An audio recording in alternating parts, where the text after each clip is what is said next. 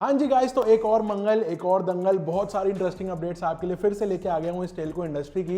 And आज की जो पहली अपडेट है वो आती है बीएसएनएल और एमटीएनएल दोनों की तरफ से। तो सीन ऐसा है कि बीएसएनएल और एमटीएनएल को अपने कर्जों से मुक्त होने के लिए जमीन का सहारा लेना पड़ेगा। मतलब अपनी जितनी भी लैंड इनके पास है, दोनों कंपनीज के पास, उनको मोनेटाइज करने के लिए काफी ज्यादा प्रेशर है गवर्नमेंट की तरफ से इन दोनों कंपनीज के ऊपर। प्रेशर इतना है कि गवर्नमेंट ने दोनों कंपनीज को डांट लगाई है कि भाई हमने जब आपको बोला है कि लैंड से मोनेटाइज करो अपने बिजनेस को, तो यहाँ पे ये इतने टाइम फ्रेम के अंदर कुल 550 करोड़ रुपए मोनेटाइज कर पाए हैं, जबकि जो बताया गया था कि कितने रुपए बना सकते हो वो था 23,000 करोड़ रुपए। 23,000 में से 550, बहुत कम रह गया यार। तो जो cabinet secretary BSNL and MTNL के ऑफिशियल्स के साथ में मीटिंग करके ये बोला गया कि एक डिटेल्ड रिपोर्ट बनाओ, कौन से जोन में कौन से ऑफिस की कौन सी लैंड है एंड वो बेचने में क्या दिक्कत आ रही है आपको।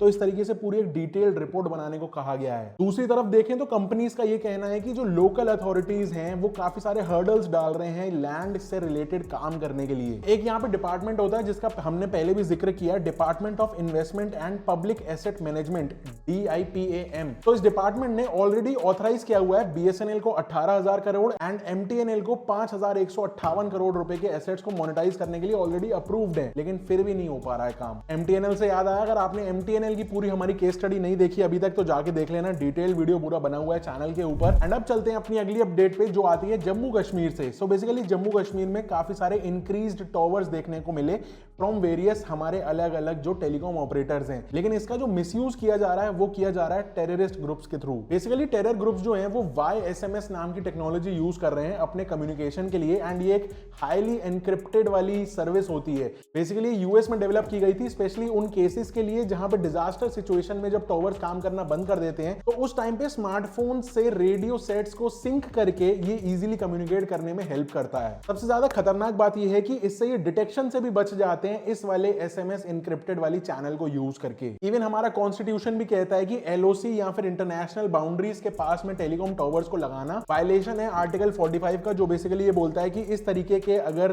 टॉवर्स लगाए जा रहे हैं बाउंड्रीज पे तो वो टेररिस्ट ग्रुप्स को थोड़ा सा ज्यादा सपोर्टिव वे में यूज हो सकता है। अगली अपडेट जियो फाइबर की तरफ से है एंड ऐसे कुछ केसेस निकल के आए हैं जो लोग कंप्लेन कर रहे हैं कि भाई जियो फाइबर उनकी कनेक्टिविटी नहीं आ रही एंड वो इश्यूज तो सॉल्व हो नहीं पा रहे, ऊपर से उनको ऑटोमेटेड मैसेज सुना के चुप कर दिया जा रहा है। एक ऐसा ही केस निकल के आया जहां पे एक बंदे ने एक्स पे जाके, मतलब ट्विटर पे जाके वहां पे ट्वीट कर दिया और जियो की बहुत लंबी लंबी तारीफें बांध दी, जैसे सुबह से नेट नहीं चल रहा है, इनकी कोई सुनवाई नहीं है एंड सो ऑन। तो जियो सर्विसेज ने वहां पे रिप्लाई डाला कि आपके पर्टिकुलर एरिया के अंदर कुछ टेम्परेरी इश्यूज चल रहे हैं जिस वजह से वो रिजॉल्व नहीं हो पा रहा है एंड थोड़े टाइम के अंदर वो हो जाएगा।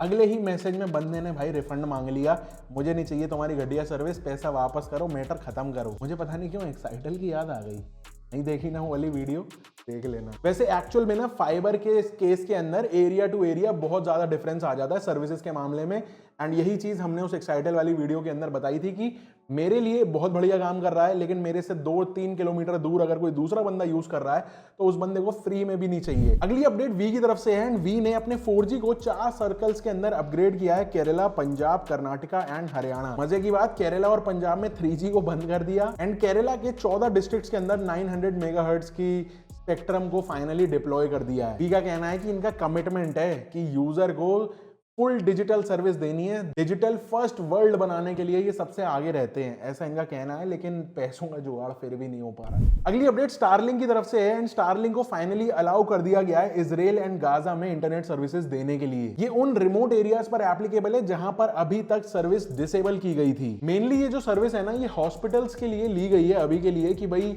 एटलीस्ट अगर कोई मेडिकल कंडीशन में है तो वीडियो कॉन्फ्रेंसिंग के थ्रू बातचीत हो पाए, एक्सपर्ट्स या डॉक्टर से बातचीत हो पाए एंड अगर कोई क्रिटिकल कंडीशन में है तो उसको प्रॉपर उस टाइम पे एड मिल पाए। एंड रही बात इंडिया की, तो स्टारलिंक इंडिया में जल्द ही आ जाएगा, कुछ परमिशन हर्डल्स ये सब चल रहे हैं। फाइनली मुझे ऐसा लग रहा है सेटल तो हो ही जाएगा, लेकिन जो टाइम जा रहा है वो जा रहा है, इस साल के एंड तक हो सकता है हमको स्टारलिंक इंडिया में देखने को मिल जाए। अगर आता है तो क्या आप स्टारलिंक एक्सपीरियंस करने वाले हो, या फिर वनवेब जो इसी साल लॉन्च होने वाला है इंडिया में उसको पहले चेकआउट करोगे, या फिर जियो का जो सैटकॉम वाली सर्विस आने वाली है उसको ट्राई आउट करोगे। जो भी एक्सपीरियंस करने का मन हो बता देना नीचे कमेंट करके, एंड हम सारी सर्विस ट्राई करके इस चैनल पे वीडियो बनाते रहेंगे, चिंता मत। अगली अपडेट फिर से बीएसएनएल की तरफ से है, एंड सीम्स की इस बार बीएसएनएल की जो एम्प्लॉय यूनियन है उन्होंने एक लेटर लिखा है गवर्नमेंट को कि हमको जो है मतलब बीएसएनएल के एम्प्लॉइज को वी का 4G यूज करने दिया जा सके। वो कह रहे हैं कि भाई एम्प्लॉइज को अभी जियो और एयरटेल में पोर्ट होना पड़ रहा है, तो इससे अच्छा वी का ही 4G हमको दे दो। उन्होंने मेंशन किया कि भाई गवर्नमेंट के पास देखो 33% शेयर्स तो है ही है कंपनी के अंदर, तो क्यों ना अगर बीएसएनएल को 4G की नीड पड़ रही है तो एग्जिस्टिंग वी का 4G है ना जिसके अंदर हिस्सेदारी भी है, तो उसको यूज करें ना, जियो और एयरटेल को क्यों करने दें। भाई अंदर की बात अंदर अंदर रह जाएगी ना, ज्यादा बाहर ना उड़े। पॉइंट को एम्फसाइज करने के लिए ये भी बोला गया कि भाई वी के देखो कंज्यूमर्स भी गिरते चले जा रहे हैं, तो इस समय उनके नेटवर्क पे लोड भी ज्यादा नहीं है, तो बढ़िया तरीके से सारे एम्प्लॉइज शिफ्ट हो सकेंगे वी के 4G पे जो करना चाहिए। जैसे करंट स्टेटस अगर बीएसएनएल का देखो तो इनको 1 लाख 4G साइट्स लगानी है अक्रॉस इंडिया, एंड पंजाब में इन्होंने 200 4G के साइट्स चालू कर दिए हैं, एंड उसके अब ट्रायल्स चल रहे हैं, बहुत जल्दी पब्लिक के लिए भी चालू हो जाएगा। बात करें अगर पैन इंडिया की तो बीएसएनएल का जो 4G पैन इंडिया आने वाला है वो अराउंड दिवाली देखने को मिल सकता है, लेकिन कोई बड़ी बात भी नहीं है, फिर से उसको पुश करके 2-4 महीने आगे पीछे हो जाए और 2025 ही दिखा दें 4G के लिए, जब दुनिया 6G की सोच रही होगी। अगली अपडेट पे चलने से पहले आपको छोटा सा यहाँ पे नोटिस या फिर इंफॉर्मेशन दे दूं कि हमारे स्किनली के साइड पे हमने 40 to 45 न्यू डिजाइन्स लॉन्च कर दिए हैं, एंड अब आपको वहां पे नए डिजाइन्स दोबारा से और ज्यादा देखने को मिल जाएंगे, एंड बहुत सारे नए नए फोन के मॉडल्स भी हमने लॉन्च कर दिए हैं। आपको कोड यूज करना है सिर्फ स्किनली 200, जिसके अंदर 2 स्किन्स आपको for a total of 448 rupees home delivery free shipping मिल जाती है। एंड ऑल्सो हमने एक नई चीज स्टार्ट करी है कि अगर आप अपना ऑर्डर को लाइव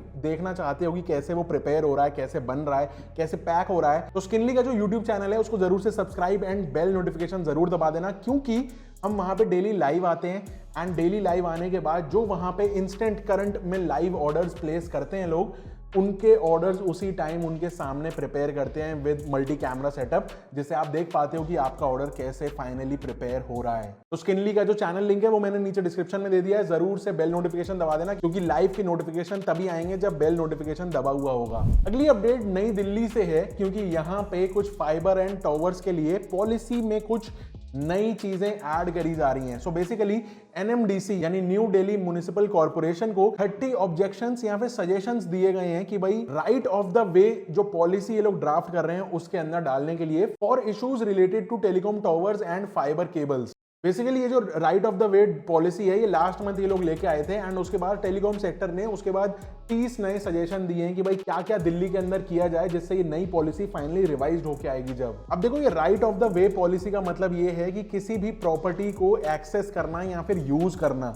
अब जैसे कि कोई टावर लगा हुआ है तो उसको कौन कौन लोग यूज कर सकते हैं, या फिर कोई वायरिंग करनी है या कुछ है, फाइबर केबल्स का किस तरीके से डिस्ट्रीब्यूशन होना चाहिए अक्रॉस द सिटी, ये सारी चीजें इस पॉलिसी के अंदर जितने भी सजेशंस दिए गए हैं उनको ध्यान में रख के फाइनलाइज्ड पॉलिसी ये लोग लेके आएंगे और बहुत जल्दी आ जाएगी। मजे की बात बताऊं, अगर बिना परमिशन टावर्स या फिर पोल्स लगाए गए तो 5 लाख रुपए पर महीने का जुर्माना लगा दिया है इस पॉलिसी के अंदर। अगली अपडेट एनवीडिया की तरफ से है, एंड एनवीडिया ने सेकंड एनुअल सर्वे निकाला है कि भाई कैसे एआई का यूज करके टेलीकॉम सेक्टर के अंदर इसको बेटर बनाया जा सके। एंड इस सर्वे का मेन हाईलाइट है कि एआई का यूज करने में हाईली इंटरेस्टेड है टेलीकॉम के एग्जीक्यूटिव्स भी एंड एनवीडिया खुद भी। अब देखो हम ऑलरेडी देखते हुए आ रहे हैं कि एआई का कैसे बूम चल रहा है मार्केट में, एंड ऐसा लग रहा है कि जो एआई को नहीं यूज करेगा वो मार्केट में बहुत पीछे रह जाएगा। ऑन दी अदर हैंड कुछ रिपोर्ट्स के हिसाब से टेलकोस को एआई का उतना ज्यादा फायदा नहीं मिल पा रहा है, क्योंकि एआई को यूज करने के लिए जो डेटा साइंटिस्ट की नीड है वो टेलकोस को ढंग से मिल नहीं पा रहे हैं। बन जाओ डेटा साइंटिस्ट और लग लो टेलकोस के साथ। वैसे जिसको नहीं पता, एनवीडिया खुद बहुत अच्छा खासा एआई में इन्वेस्ट कर रहा है, एंड लास्ट वीक इन्होंने यूएस में अल्फाबेट एंड अमेज़न को पीछे छोड़ के 3rd मोस्ट वैल्यूएबल कंपनी बन गई है यूएस में। तो ये कुछ थे आज के सारे अपडेट्स। आई होप आपको पसंद आए हो। अगर आए हो तो वीडियो को लाइक कर देना, सब्सक्राइब कर देना, एंड goskinly.com पे जरूर से जाके चेकआउट कर लेना। लिंक एंड नीचे डिटेल्स मैंने सारी मेंशन कर दी हैं, और नए नए डिजाइन आए हैं तो उनको भी चेकआउट कर लेना। आज के लिए इस वीडियो में इतना ही। Thank you so much for joining in. I will see you in the next one. Till then stay safe, stay sarcastic, see ya, take care and goodbye।